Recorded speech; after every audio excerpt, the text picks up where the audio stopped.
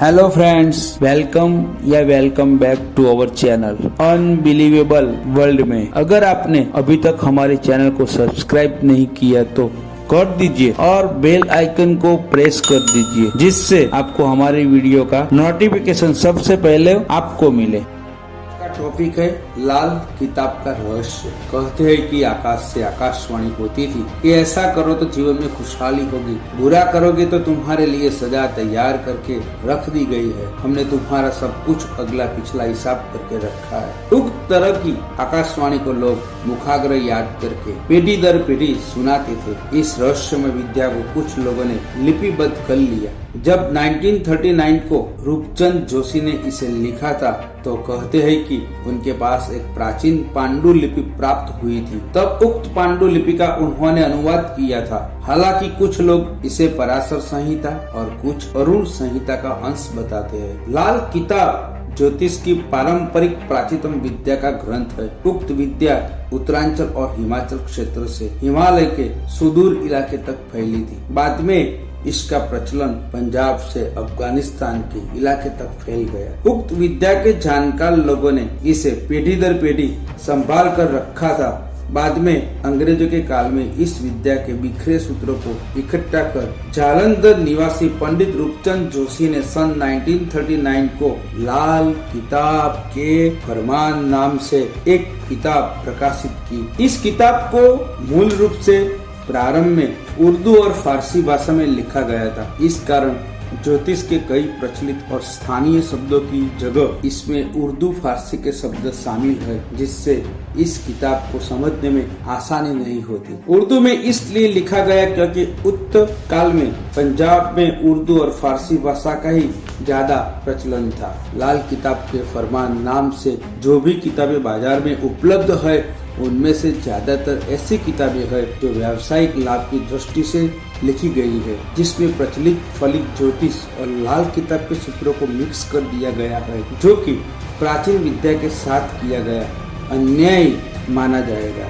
जिस ज्योतिष ने लाल किताब को जैसा समझा उसने वैसा लिखकर उसके उपाय लिख दिए, जो कि कितने सही और कितने गलत है यह तो वे ही जानते होंगे। अब जब कोई ज्योतिष लाल किताब के मन को जाने बगैर उसके उपाय बताने लगता है तो यह उसी तरह है कि डॉक्टर हुए बगैर कोई व्यक्ति गंभीर बीमारी का इलाज करने लगे। प्राचीन ज्योतिष विद्या के सूत्र लाल किताब में जिस तरीके से संग्रहित किए गए हैं वे क्रमबद्ध नहीं है और उनकी भाषा अस्पष्ट है। मसलन जो पहला सूत्र प्रथम अध्याय में है तो उक्त सूत्रों में कही गई स्थिति के उपाय को अंतिम अध्याय के किसी अन्य भाग में बताया गया है। उक्त बिखरे हुए सूत्र को भलीभांति समझकर उन पर शोध करके ही फिर कोई टिप्पणी करना उचित हो। लाल किताब के सूत्र प्राचीन भारत के पहाड़ी इलाके की विद्या से निकले सूत्र है। ये विद्या ज्ञान से ज्यादा अनुभव से उपजी है। इसका संबंध फलित ज्योतिष या ज्योतिष की आम प्रचलित धारणा से नहीं है। उक्त विद्या का संबंध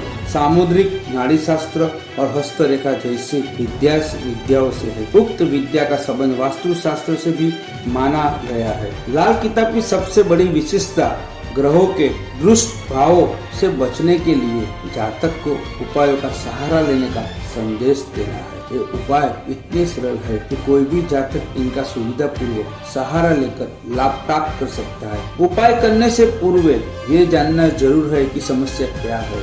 लाल किताब अनुसार किसी भी ग्रह नक्षत्र का असर व्यक्ति के शरीर पर पड़ता है। उस अनुसार उसके अच्छे या बुरे लक्षण शरीर पर नजर आते हैं। उक्त ग्रह के खराब या अच्छे होने के कारण व्यक्ति के शारीरिक ही नहीं, आसपास के वातावरण और वास्तु में भी परिवर्तन हो जाता है। उक्त सभी का अध्ययन करके ही उसके निदान के उपाय बताए जाते हैं। विश्व के विभिन्न समाजों, विभिन्न जातियों और धर्मों की स्थानीय संस्कृति में किसी न किसी प्रकार के अनिष्ट निवारण के लिए प्राचीन काल से टोटका का सहारा लिया जाता है। ये आज भी उसी रूप में जीवित है। उक्त कष्टों और टोटका के बिखरे हुए सूत्रों के एक संग्रह से ही लाल किताब निर्मित हुई।